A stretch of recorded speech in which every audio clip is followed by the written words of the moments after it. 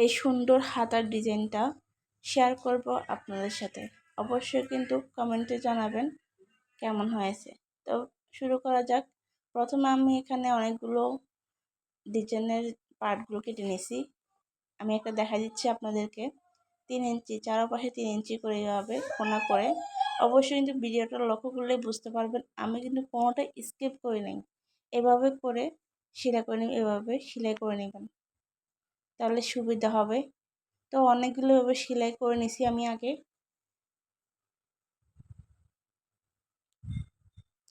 এই ডিজাইনটা কিন্তু খুবই ইউনিক।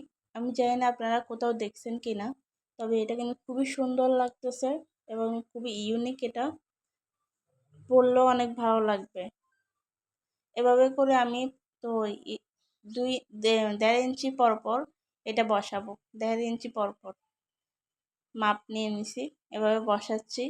এটা অবশ্যই কিন্তু সোজা পাটে বসাবেন, উল্টা পাশে না, ঠিক আছে? এভাবে বসানোর পর একটা পট্টি লাগবে। পট্টিটা উল্টা পাশে সোজা পাশে রেখে, যেটা এক কালার কাপড়, এভাবে রেখে সেলাই করে নেবেন।